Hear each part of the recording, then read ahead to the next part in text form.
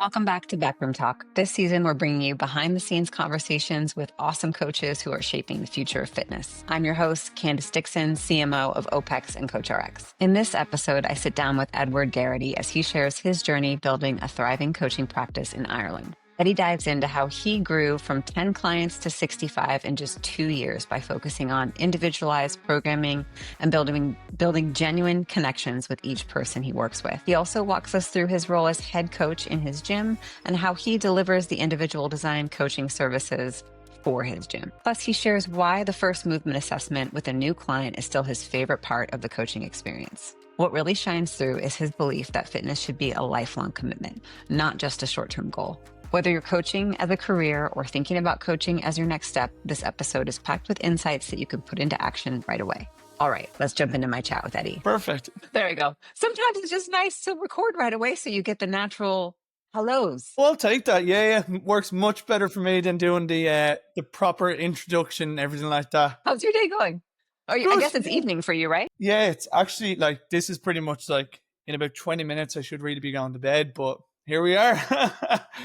Well, thank you for, I guess, losing a little bit of sleep to chat with me. No, my absolute pleasure. Thank you so much for this opportunity.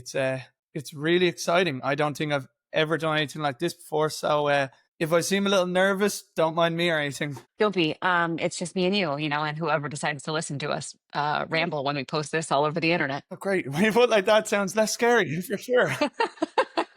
So what did you do today? What did I do today? So I had clients from pretty much 6:30 in the morning till about 12 o'clock, and then pretty much programmed all the way till about 6:30 this evening. And then that's pretty much the excitement of my day. Really, that was it. Nothing too crazy. Did you have training today or did you rest? Oh, yes, I did a bit of training. I did it at about 1 o'clock. It was just boring bike intervals. Unfortunately, I don't have anything exciting about training today. Amazing. I saw that you were getting ready for Hyrox. What made you decide to do that? Actually, I'm doing it with my owl lad, if you can believe it. He is turning 59 now in a couple months' time. So one of his goals, actually, I'm his coach as well, is to do a Hyrox competition. So we decided that we just sign up for one in Barcelona. Now it's happening in 5 weeks' time. So me and him are usually running on Sundays, doing a bit of training together. So it should be exciting. That's the reason I'm doing it. I personally wouldn't be the biggest fan of running or anything like that. Like, it's never been my jam whatsoever. So it's exciting. It is cool to do something like my dad, like doing something especially fitness related, which is great. Amazing. I'm so sorry for the barking. Hopefully I can edit that out. If not, sorry, listeners. I have 2 Weimaraners, and sometimes they see things out the window and decide to bark. Great. Yeah. Your dogs are class. They're huge. But yeah, they're a lot of work. But you know what? I think it's a secret to consistency in fitness, because you have big dogs that need exercise and you've got to walk a lot. Yeah, that is very fair. Well, amazing. I like to start these things by just really getting to know your journey. What got you started in fitness first as a passion, and then how did that evolve into you having the desire to become a professional fitness coach? Cool. So I suppose fitness has always been part of my life. I have a twin and a little brother who's only 2 years younger than me. So I suppose for my family's sake, more than anything else as well, they had to try to keep us as active as possible, whether that was walking or majority of the time playing football, soccer for you guys over there. So I played soccer pretty much from the minute I could start walking. My old lad loves the football, so he pretty much kicked the ball to me and said, right, this is you all the way till you make your decision on what other sport you want to play. So pretty much from then till I was about 16, I played football. Then I started doing some combat sport. I did Taekwondo for a couple of years. And then pretty much when I joined college, I went on to do a strength and conditioning and personal training in college. That pretty much led me into the CrossFit gym that I currently work in today.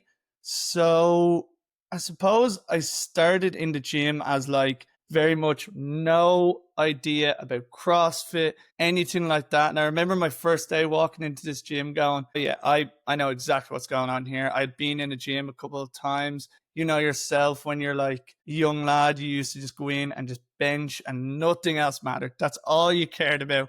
And I remember going to my first class and I couldn't do squat. Like I couldn't do anything. And I suppose that just kind of opened up my eyes a little bit to be like, oh, there's just way more than you actually thought there was in fitness. Like, as opposed to just going into a gym, doing the same exercise, repeat after repeat after repeat. It kind of opened up my eyes going, oh shit, there's loads of things to do with fitness. And there's a lot more that you don't understand. So I actually started working in the gym as like an admin staff kind of person, just basically cleaning gym equipment, kind of clean the floors for Saturdays.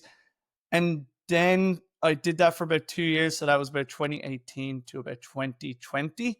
And then COVID hit and kind of changed everything for me after that. I think after COVID, that was my decision to be like, right, do you want to make a career out of this? Because you cannot half-arse this. Sorry, I don't know if I'm allowed to curse or anything like You're that. good. Or, oh, sweet, We keep perfect. it family friendly, but it comes out. It's okay. Yeah, that's okay. I'll keep it as friendly as possible. But yeah, after COVID, I remember sitting there and just thinking to myself, right, if you want to do this, you have to put everything into this. You have to put all the chips down. You have to fully immerse yourself. You have to live and learn and do as much as humanly possible. I think a year went by and I started growing. I got a few clients, some more personal training clients. I was doing more CrossFit classes, things like that.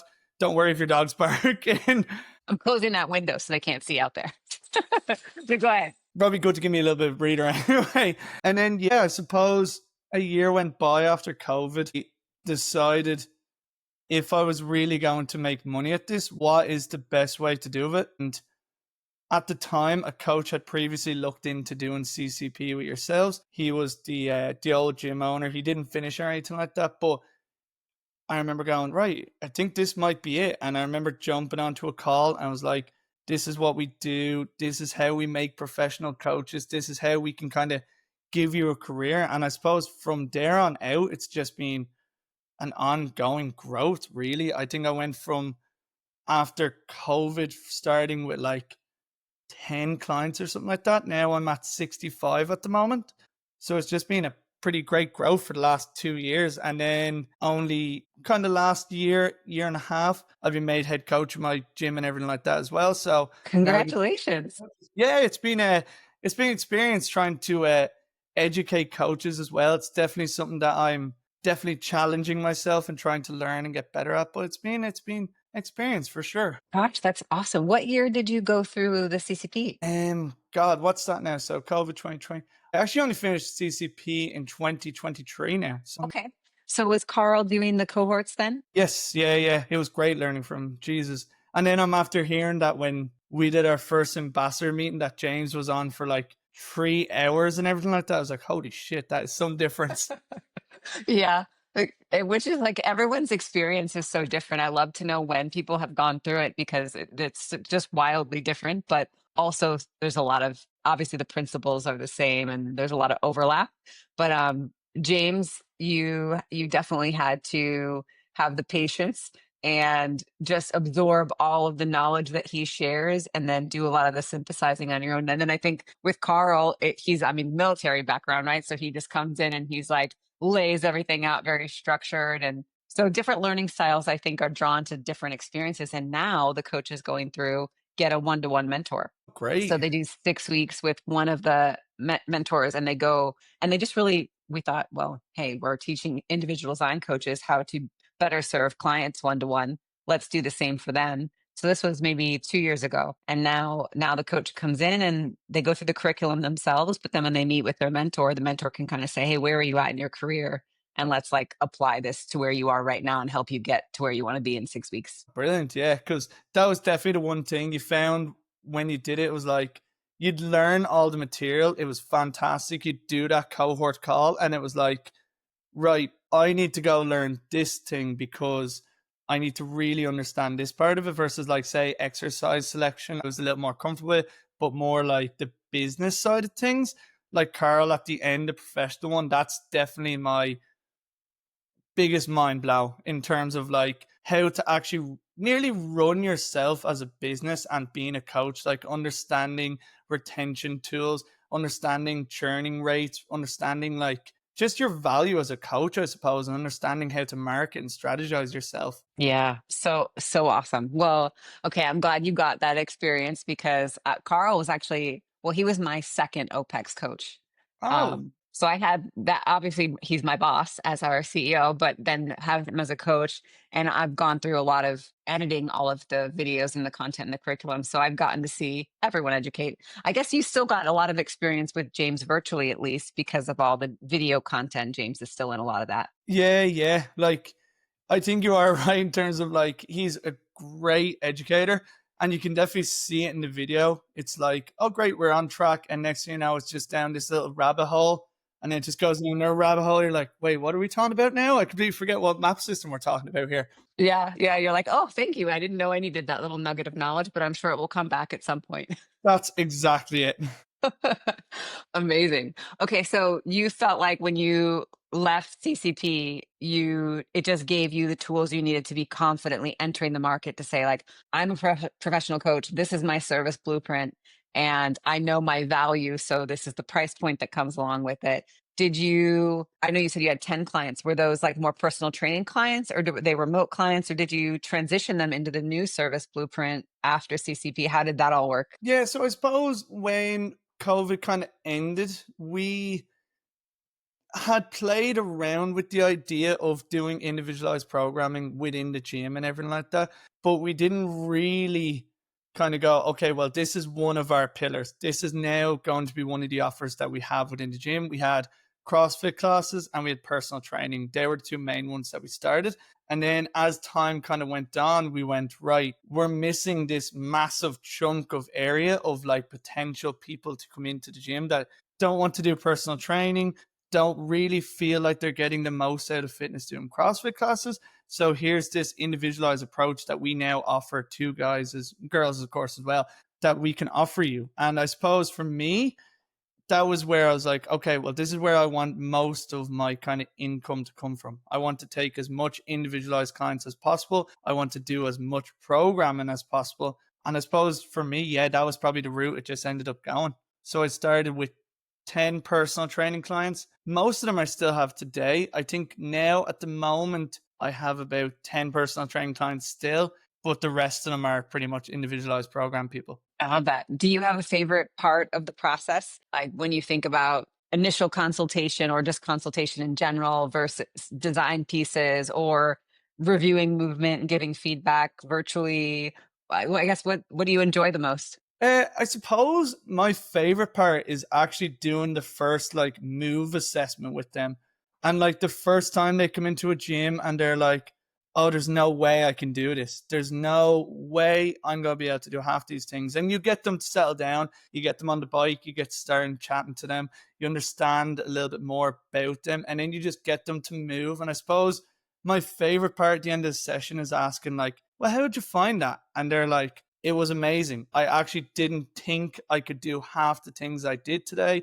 That was so much better than what I actually imagined it being. I imagined that you were going to come in like this military coach, screaming, shouting at me, telling me to do as many burpees as possible. And it just ended up being this really nice entrance into the gym where we just got to know each other. We got to talk about your goals, where you want to go. And then at the end of the session, tying all the assessments back to their goals and showing them where they need to go. It's just such a nice feeling that they didn't think they could do it. And then coming in and then reviewing it, I suppose, a year later, and you're like, this is where you started. Here is, you did a 60-second forearm plank or a side plank, we'll say. Now you're able to do 90 seconds. Like that feeling to me is just fantastic. Like, Yeah, it is amazing too, especially because, most people, I'm sure you experience it a lot, come in and they don't even know what their goals should be. So you're able to like expose them to, well, here's some standards that based on your situation, we should be able to accomplish. And that creates some initial low hanging fruit goals for them in their mind. And then they see that success step and then it opens their whole world up to like, man, now what do I want to achieve? yeah, like It's so funny that you say that. Like, I remember I was actually chatting to one of my clients today about it. I've had her working with her for 3 years now. And I remember the first time we ever tried to hold on to a barbell on her back. And I remember the reaction was like, no. We remember putting the bar back up and she was like, I'm just not doing this today. And only that we ended up doing back squats today and we've been building them up slowly that she was like, remember I used to be scared of this? I'm like, yeah, now there's 40 kilos on your back and you're squatting down and you couldn't even pick up the bar for the first time. Like that is just Huge. mind boggling to me sometimes. Yeah, that's so amazing to like to see and so fulfilling for you and awesome for her. So Yeah. amazing. How many coaches are in the gym that you're helping kind of educate as well? So we have myself, we have the owner of the gym, Liam, we have a pre and post natal specialist, Vicky. She also does coaching classes as well. We have a pelvic floor expert called Debs. We have a general manager called Connor, and we have two kind of coaching admin staff, Connor or Ben and Paul and Katie Verbo, who just joined us now about 3 months ago. So it's been great kind of onboarding her with more the coaching development stuff in terms of how to basically start off as being a coach, like not kind of getting too bogged down with how much information is actually out there and trying to make sure that she doesn't get so overwhelmed so quickly. Because I suppose you probably know yourself when you're learning this stuff, it feels like you're coming up this mountain. You're like, wow, I feel like I've learned everything I need to know about fitness, and then it just starts going straight down this massive hill. You're like, shit, I know nothing. I know nothing and I have no idea. And you nearly get that feeling of like imposter syndrome. You're like, there's no way, I'm doing the wrong thing. I shouldn't be here. I shouldn't be coached. I'm like, no, it's fine. This is totally normal. This is what every coach goes through at the start. Then you climb back up and absorb so much information, they overcomplicate things, and then you come back to the beginning and you're like, I knew what I was doing back then. Yeah, yeah. It feels like it's come full circle. You're like trying all these really advanced program techniques. You're like, yeah, this is amazing. This is definitely going to work. And then you realize like this simple progression of like less reps, more weights, it just works sometimes. And doing that, following the principle of like the really minimal kind of what we'll say like trying to make it too complex too soon for someone and just getting terrible results, terrible results. But anyway. Amazing. So how are you structuring educating the coaches? I'm sure you have some sort of more formal onboarding, but on an ongoing basis, do you have like a coaches meeting that you structure and share out education, or what is that process like? Yeah, so I suppose for us, what I always start with is I bring the coaches in to have a one-on-one chat with myself. We basically sit down and kind of talk about where they kind of want to go with terms of like clients they would like to train with, kind of what their ideal day will look like in terms of are you going to be doing Monday, Wednesday, Friday, doing personal training, Tuesday, Thursday, you're doing individualized programming, whatever that might look like. And I suppose we lead the conversation from there. So say, for example, Katie is wanting to work with like young youth programs and everything like that. So she's actually going to do the brand X method at the moment. But on the side, she also wants to start taking weightlifting clients. So now at the moment, we're learning how to develop weightlifting programs. We're talking about strategies that I found coaching weightlifting and kind of talking about all the things that would allow her to, I suppose, get clients along that route. Amazing. And how are you continuing to fuel yourself with the knowledge to be able to impart on the rest of your team? I suppose I'm living on LearnerX. No, no, I do find the LearnerX tool fantastic for anything that I'm unsure of. I just pretty much type it in there, and there's definitely someone like yourself doing marketing strategies, someone like Carl going through AI program and design, everything like that. So I suppose for me as well, my role has definitely changed over the last couple of years. Instead of taking so many more CrossFit classes or anything like that, I'm always learning and trying to develop as much as humanly possible that I can bring back to the team. I actually started reading again. Have you ever read Ben Bergeron's book, Chasing Yeah. Excellence?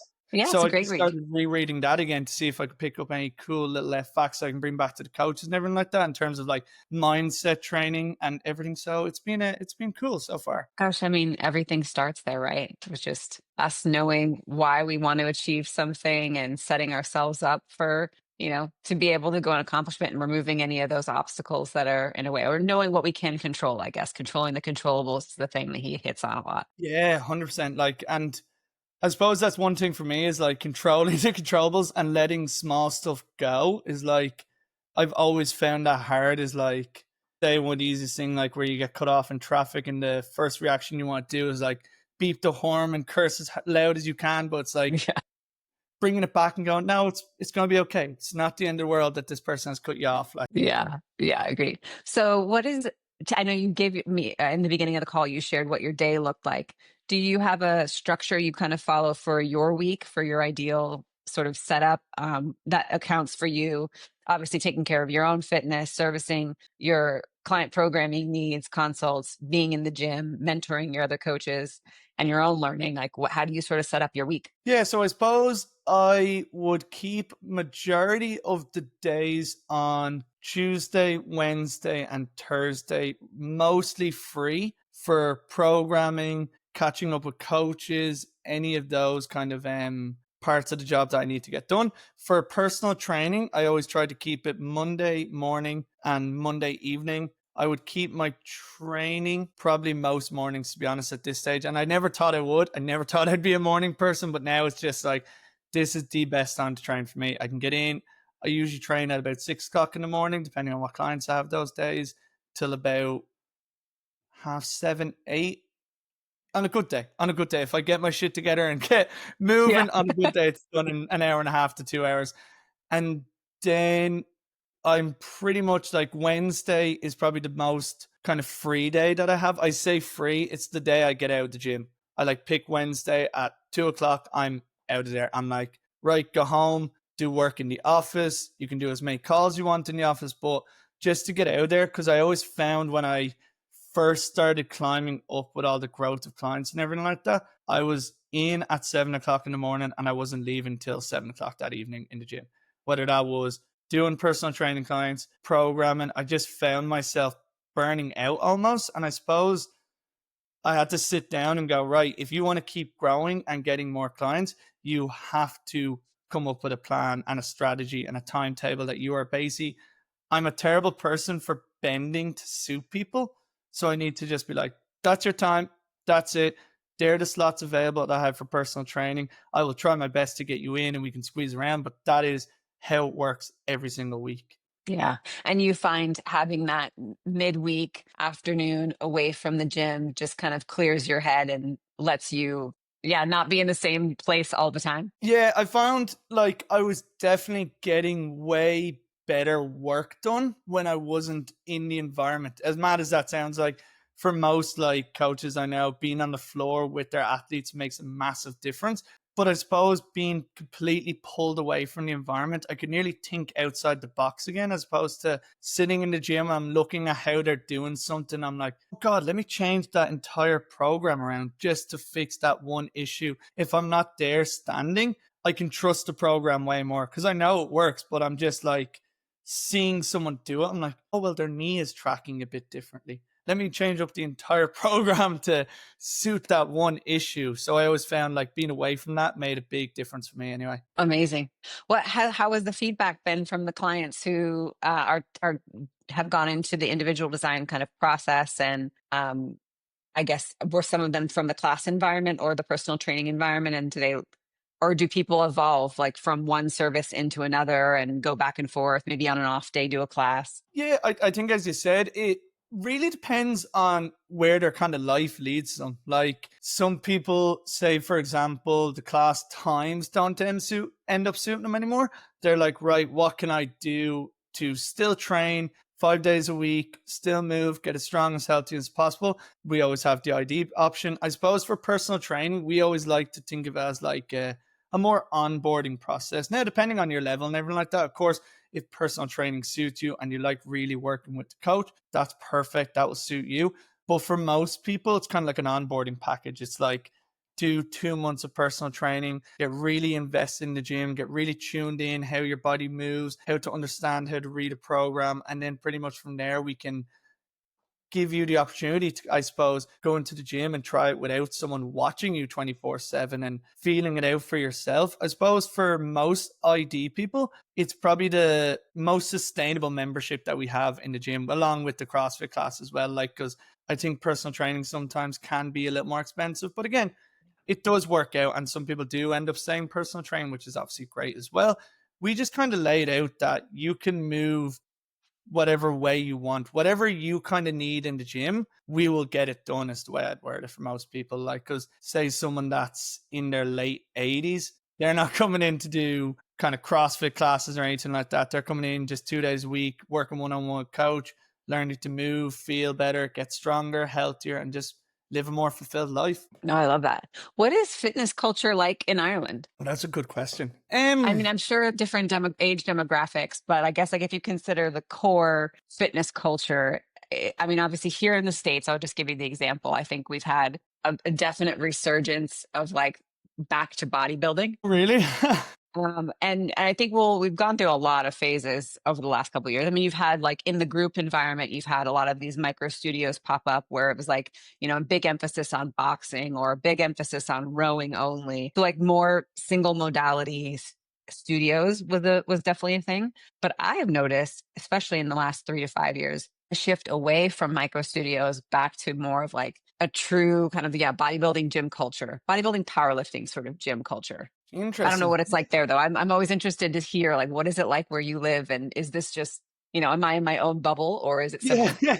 No, I think for Ireland at the moment, it's definitely going through more of like a running. I want to be a runner. I want to do as much endurance sport as possible. Like, we've definitely seen a trend, especially for us, in terms of people more brushing towards sports like Hyrox, people brushing towards more running. They want to basically be out. And it's actually, now that you say that, because I was only driving home this evening, I think I drove by like 10 people running the roads at 7:30 in the evening. Like, and because Ireland is cold at the moment, we are like, I think what are we now at the moment? We are 6 degrees. So running at this weather is like unheard of. So I suppose for us at the moment, the culture is very much endurance and running. Like, I can definitely notice more people are coming into the gym, especially when they do that first initial consultation. Like, I want to be a runner. I want to run a half marathon. I want to do a Hyrox competition. I suppose that's where the culture is now at the moment. Yeah,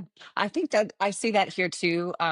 With like, I was actually having this conversation with Austin Kapitanakis, one of our other ambassadors, Yes. because he started his career very early on as a run club coach for in New York City for New York Roadrunners. And I was telling him, I said, isn't it kind of crazy that all these running clubs are starting to pop back up, and that's starting to be a very like social form of fitness now.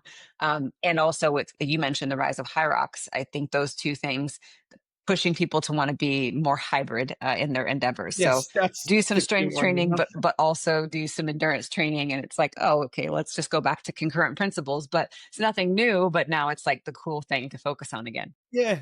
Because, I mean, if you had told someone years and years ago, right, you're going to do, or probably last year too, it's actually on the ground, that you're going to sit on this rower and you're going to do 1,000-meter row repeats for 5 sets, and that's all we're going to do today, they'd be nearly like, no, please, I want to do some barbell cleans. I want to throw shit in. Nowadays, it's like, oh, you're giving me squats and rowing? Why? Can I not just sit on the rower and do interval sets? It's just so funny how it's changed so quickly. People are like, I want to just purely do one modality at a time and go from there. Yeah. Yeah. Right. And I mean, yeah, I think, well, with Hyrox, I don't know much about the event, but is there some mixed modality in the more fitness portions that happen between runs? Yeah, 100%. Like, so I suppose the simplest way to word Hyrox, it is definitely a longer endurance piece. You definitely will need to keep up majority of your strength protocols, like your squatting, your lunging, everything like that. It's, I suppose, hard to show people that as well, that is like, it's not just about doing Hyrox over and over again. Like, I suppose, remember when CrossFit first came out, everyone was so invested on just doing hard CrossFit workouts because they thought, this is how I get better at this. And now it's the same with Hyrox, because it's still such an early sport. People are coming in nearly going, well, I'm going to do 8 kilometers of running today, and I'm going to do 200 wall balls in this workout. I don't know what format it is. This is what I'm going to do. And you're kind of like, well, that's not really going to get you better at this thing. That's not going to get you fitter or anything like that. So it's been interesting. Yeah, that is. So do you have a lot of clients that you're working with to prepare them for these events? Yeah, so I have at the moment 5 to 6 clients that are definitely more wanting to give it more of a, what we'll say, like a competitive performance, as opposed to just doing it for the crack of it almost. Like, I think people are coming in and they're like,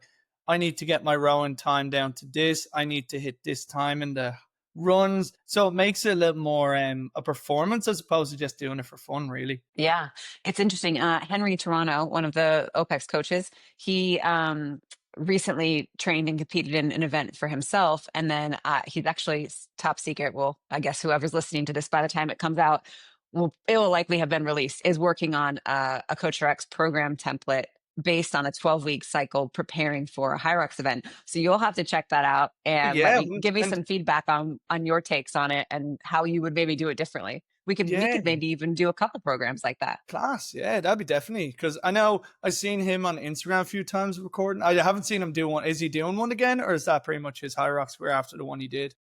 I don't know. I think I know he's very focused on just coaching and the new Proof 3 concept that's coming out. But Yes.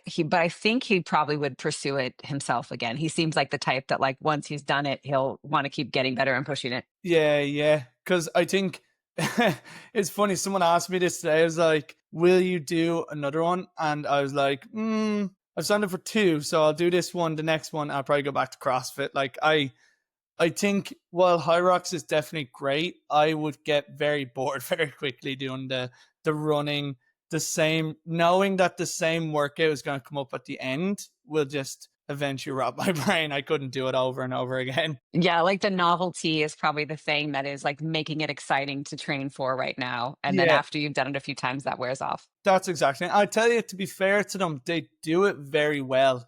From the minute you start the competition to the very end, they make you truly feel like a rock star. And like all my clients, like, I suppose it's like nearly going to like a high level CrossFit competition. They make you feel the same atmosphere as that. So being able to get clients to do, even if they didn't think they could perform, going to do a performance competition is great. And getting them outside their comfort zone way more than they even thought they could do is just fantastic. Yeah, that is amazing. So on the CrossFit side of things, did you also dabble in competitive CrossFit as well, or is it more just enjoyment? Yeah. So I suppose if any of my people in the gym hear this, they'll be like, yes, he's the most hyper competitive person in the gym. He wants to win at everything. Yeah, I did. I didn't really do any of the opens or anything like that. Now, I would have competed in a lot of local competitions. And I suppose that was kind of where really I sat. I didn't really want to try. I suppose I should have really kept going to push the open and try to actually do it as best I can. But I would just be more competitive with the people in the gym around the local area more than anything else. I see. And are your brothers also involved in fitness? No, no, they'll kill me. They are a little bit. My little brother's actually training to be a coach himself at the moment. So he's starting to get into Amazing. the world. My twin, he is doing a little bit of football. He was able to keep up the football career a little more than I was. So he's still doing that at the moment. Do you think that obviously having two brothers, one as a twin has what's driven that competitive spirit in you? Oh yeah, 1,000,000%. No two ways about it. Like we used to, even my mom used to tell me these stories about like we'd run across the garden to see who could be faster. Like that was just the way it was. It was always like who could step up who more and more. Yeah. What do they think about your career as a coach? Are they asking you for tips? Yeah. Or I guess what's their perspective on it? Yeah, well, I suppose it's kind of inspired my brother to be a coach and tried to do it as well. He started doing this now about 2 years ago. And I suppose he looks at me and goes, oh no, you can do this. Like you can actually be a professional coach. Like only about 3 to 4 months ago, me and my partner were able to actually build a house together. So we were able to get a mortgage. We were able to actually do things that I didn't even think you could do as a coach. Like I didn't think it was ever going to be possible. And now that I'm here at this point, I'm like, oh no, you can do this. Like you can definitely become a coach. I love it. Where do you see this going in the next? I mean, it's so hard to say timeline wise, right? Because so much of life can happen. But in your mind, is there like a progression for the career path you want to go forward on? Is it staying in the remote side? Do you have ambition on the gym side? Or I guess share a little bit about what you want to do. Yeah. I suppose for me at the moment, this current moment in time, I would definitely love to tap into more of the remote client work. Like, well, most of my clients are in the gym. I have two remote clients, one's up in Dublin and one is actually in Malta at the moment. So I've always wanted to be able to tap into that market more. And I suppose for me, it's like trying to gain more social media knowledge, trying to be better at marketing myself online. I've never been one for doing that kind of part of it, of the gym experience, like strategizing meetings, everything like that. Like I've never done it. Like even when you said last couple of weeks ago, I was like, oh, your content's great. I'm like, yes, finally, it's actually working. Like I've never sat down and come up with that kind of stuff before. Yeah. Do you enjoy it? Yeah, I sometimes, yeah. I suppose it's never been my strong suit to be on camera and try to record myself and do things, but I'm trying to get better. I'm hopefully getting better at it for sure. What in your mind when you're thinking about the content you're creating, um, how are you thinking about it? Well, geez, that's a great question. Or I are suppose, you serving a go on. specific segment of clients when you're creating content? Are you thinking about a specific segment of clients that you're creating for? Or is it just these are helpful tips that have inspired you or just what's anything about your thought process? Yeah, so I suppose it's always been like I've always wanted to be my Instagram to be like tips and tricks almost and kind of show simpler side of fitness as opposed to being trying to be really educational, like which I need to try get better at and trying to just come up with shorter snippet ones and trying to be like, yep, this is tip for the day is go for 10,000 steps for X, Y, and Z reason, as opposed to my last few videos have been like 2 minutes and 30 seconds long. I need to try shorten it up and get a little better at the Instagram world, I'll say, like in terms of meeting Well, the crowd. they just expanded Reels to be 3 minutes long now. Great. Hey, one, now I can fit that bracket as well. Now you can. Yeah, it was 90 seconds for the longest time. And I mean, of course, there is something to be said for that really short sound bite that loops that gets you more views, right? That people do have that perspective. But I think that also people want to stretch beyond the short form to get a little bit deeper with someone. So I think you can still videos in a longer format than that, but reels now can be 3 minutes. So that's interesting. Yeah, okay, that'll definitely change up things for sure. I suppose, yeah, like it's one thing I've always found when I started in the gym and everything like that. I've never been one of those people that is super outspoken almost. I've never been one of those, oh, let me just get my camera up and record a video of myself doing things. So it's definitely one of the biggest learning curves that I'm going to try learn today this year at least is try to develop myself as more of a Instagrammer influencer, we'll say. Are you active on other social media channels or primarily Instagram? Yes, primarily Instagram. Yeah, Instagram mostly. And do you find it easy to connect with clients through that platform? Or people seem to be more willing to have chats in the DMs and stuff now. Yeah, I definitely find like I'm getting way more traction, I suppose, through Instagram be the best word to say it. Like I'm definitely getting more people are like, hey, so what do you do? Like, what is your coaching? What do you offer? And I suppose it's like a little bit more of a pipeline towards the gym and being able to go, well, hey, this is where I do my coaching practice. So you should come on in.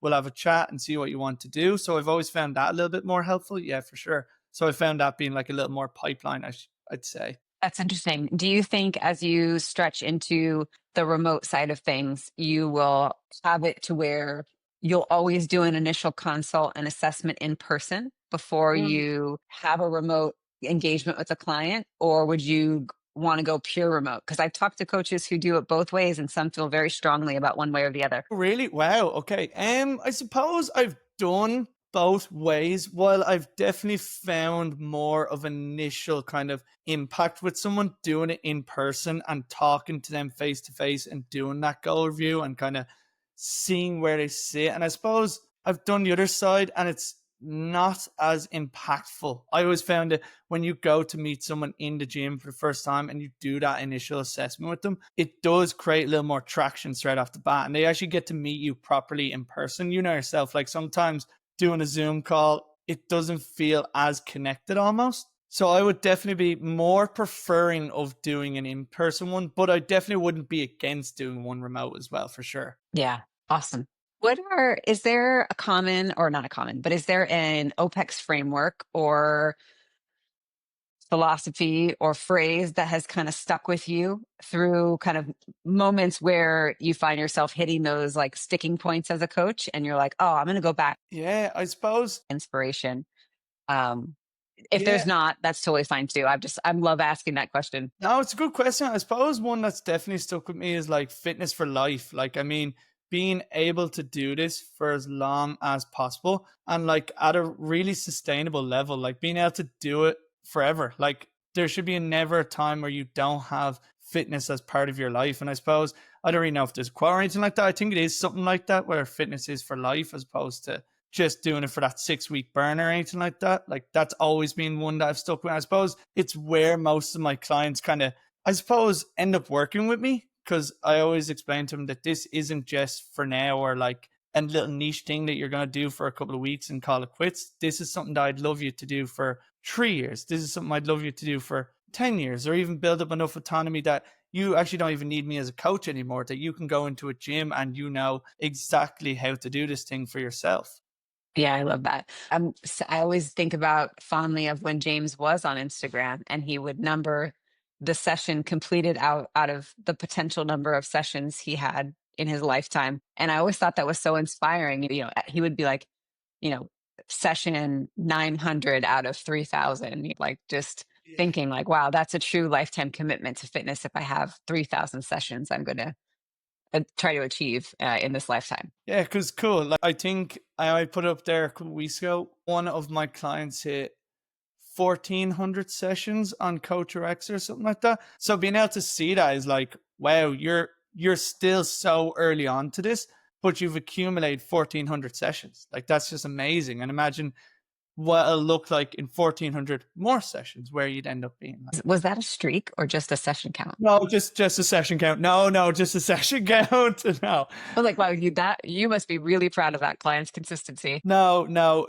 yeah, like getting 1,400 sessions and achievement itself, but a streak would be pretty impressive. Because I have to say, the streak feature is like a game changer for me using CoachRx and everything like that at the moment. Like, it's funny, when we onboarded clients before, it was always like cool to see how many sessions you've done. And we have other systems that we use to count that as well. We use push press for most of our gym things, but for people that are doing individualized programming, that you're not actually talking to your coach 24/7. Like, I have a client who started with me, I think now he's on an 88-day streak, and he's only missed 1 day in the gym so far. Like, he's done Wow. 89 days consistently. The reason being, he's like, I just want to keep that streak going the entire time. I just want to keep it moving, because then I know, okay, you've now done 89 sessions. Let's get to the 100-day streak mark, and let's go to like the 110 or whatever it might be, and just keep growing. Yeah, I thought this could be inspiration for you guys. It'll come out when Ahmed's episode releases. He's in Egypt and has a gym, and he started a wall that they have mounted for different milestones that the clients hit. So there's the 100 session club or the 100 session wall, the 300 session wall, the 500 session wall, and so forth. And he takes a photo with them and their streak count and puts it up on the wall. So then when new clients come in, they can kind of browse the wall and see, gosh, these people have been here and put in this much work and had this much success. And you might be on session 1 today, but like you're eventually going to be on the wall at session 50 or whatever it is. Yeah. Like, I always, yeah, when people do come into the gym and they're like, when we first didn't have that streak feature, it was like, well, how many sessions have I done? And then you have to go and dig deep, and you're like, right, you've done, started on this date, so you have this many sessions completed. Versus now, especially with the ID stuff, it's like, you've completed this, and you can actually see it after every session you complete. You're just adding to the bank almost every single time. It's like every time you do one, it's like one more every single time, as opposed to sometimes it's hard for a client to think about it going, oh, year, really? Like, that's such a long time to think about, like from here till next January, next February, I should say. Instead, it's just like, oh, one more day to streak. Oh, one more. It just starts adding up nicely. Yeah, I agree. Are there any other like features or you just using a digital platform like CoachRx to kind of plug into your client profiles, client results and data, and then getting in that programming flow I guess, how does using software make your workflow more efficient or make you feel more capable as a coach? Yeah, I suppose for me, I think it nailed on the head. Like it's definitely given me a lot more time. I suppose for more, the biggest thing that changed me was the periodization section and being able to create a really fast long-term plan. Because beforehand with like True Coach or any of the other ones that weren't there, they just weren't very efficient. To be fair to CoachRx, you price that long-term plan, you filter in the days, you add the exercise patterns that you want, and it's straight onto the program and you're ready to rock and roll. Like as opposed to beforehand, you'd usually have like your Google sheet out, you're calculating how many dates to a competition, you're calculating how many sessions or whatever it might be. Now it's just very seamless. It's like 2 buttons, click, done. Next client, we can move on to the next one and go again. Like, Yeah. And so you're someone probably who has their tags all displayed when you're going into oh, design. yeah, yeah. I'd I say, never understood the coaches that are like, I want to hide tags. I'm like, how are you? What's your framework? yeah, I'd say if someone outside of like not knowing what's going on, they saw the amount of tags I have on clients and all, especially like a weekly coaching thing, they'd be like, what the fuck are you doing? Sorry for my language. No, you're good. Are you also using lifestyle prescription? For the most part now, it's definitely something that we are looking more of investing into the nutrition side of the gym. Like it's definitely one of the things that we can definitely get better at. And CoachRx has definitely increased it a little bit, but it's more of a challenge trying to market, I suppose, more than anything else, and kind of showing that, look, this is a thing that we do in the gym. We do have like myself as a CCP coach. I've done nutrition courses. Like we can offer this service. So it's been interesting. Like we haven't used it as much as definitely the potential is there for it. So it's definitely something that we're looking into this year to really ramp it up for sure. Yeah, awesome. Well, that's cool. What are you most excited about that you're going to be trying to tackle or focus on this year? I know obviously you're mentoring the coaches in the gym, so that takes up a lot. That could be the thing, but is there anything else like project wise that you're like, I'm just really excited to focus on this? Yeah, I suppose for me, it's definitely building my house is number one project at the moment. Like everything I go to do is very much, okay, I'm going to build this house and then we can go from there. For fitness wise, I really want to get into more strategizing for like, I suppose social media more than anything else. Like that's my big emphasis this year. Like I really want to get that nailed in. And I suppose have a system in place similar to what I have for like my program design, my consultation meeting. I'd love to have a system that I'm like, this is the way it flows every single time. Yeah, or a specific piece of the week that's focused on, hey, this is the day where I'm like thinking about content ideas or writing content ideas. This is the day I'm filming. I would strongly recommend like batch publishing as well because you don't have as many time, you don't have so many hours in the day to be like playing on Instagram.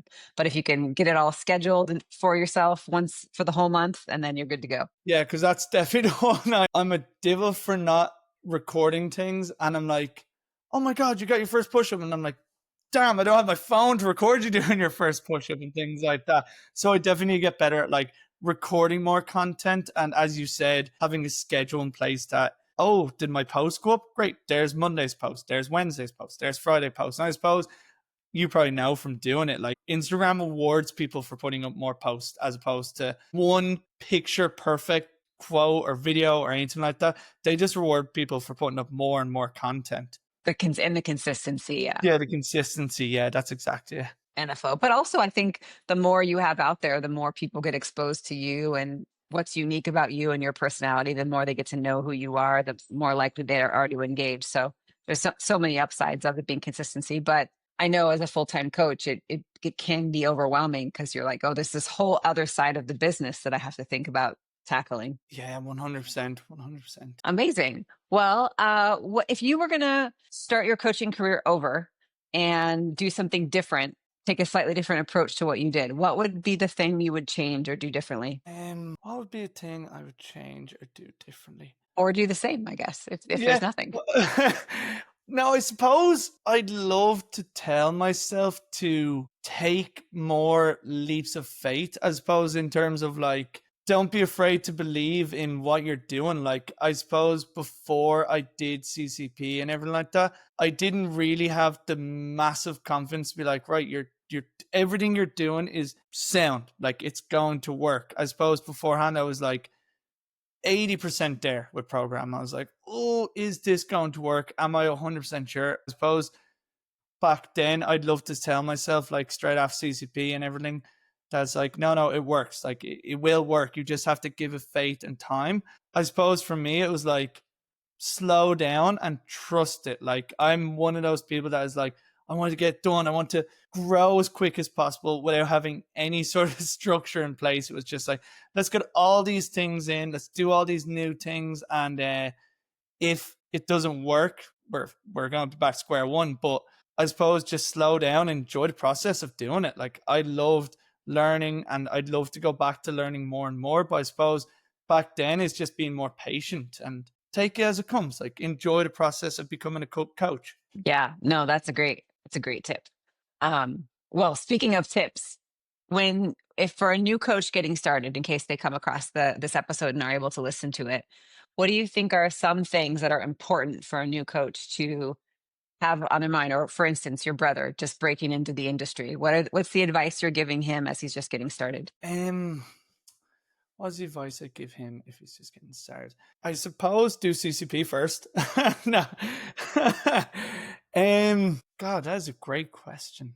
What'd be the way? I suppose for getting into this, have to, I think I said at the start of the episode, you have to put all in. Like, there cannot be any sort of doubt that you want to do this. Like, it's going to be a grind for a long time. Like, there isn't an easy way to do this job. Like, I suppose you see on Instagram nowadays where Dubai influencers are like, oh, I make 80 grand a year or something like that. Like, it doesn't start off like that. It definitely isn't as easy as they make it sound. Like, it is a hustle. It is a grind. There's going to be days that you are pulling your hair and thinking, no, this isn't it. But once you get past those early stages and start making it a career, it's worth it. Like, if you really invest yourself, it's so worth it. Yeah, no, I couldn't agree more. What about, I guess, a lot of new coaches right now that are getting started, they're going straight to online because that's where they're inspired, or they see the influencer that has it all figured out and they want to emulate that. Obviously, with your experience, you started just in the gym, doing anything in the gym to be around the gym and to learn from the people in the gym. So I guess, what's your take on that? And is that something that you would also recommend to someone getting starting, is like going in a physical gym and being a part of that experience? I think, yeah, look, I am a firm believer putting yourself into the trenches, we'll say, like getting in, doing the early classes, doing the mid-morning classes, just getting to know and kind of talk to people is like, I suppose the one thing about like the online industry is you actually just kind of nearly don't see them and you don't really communicate with clients. When your feet dug into the ground and you're chatting to someone at 6:30 in the morning, you're tired, it's not the most ideal time in the world to go and coach. But I suppose you're in it then, like you're in the environment of fitness. You actually are a part of it. You can nearly see people grow more in a gym situation and you could see how they're acting. Like, one day they come in, they're buzzing, the next day they're not.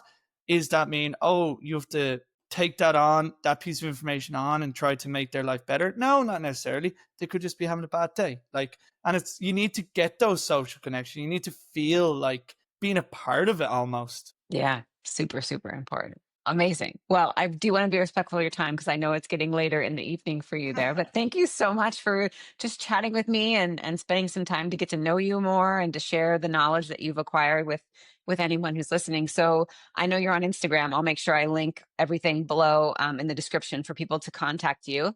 And I guess, is there anything that you'd like to close with, just to send us No, off? of course. Thank you so much for chatting with me. I really appreciate this opportunity. It's been fantastic.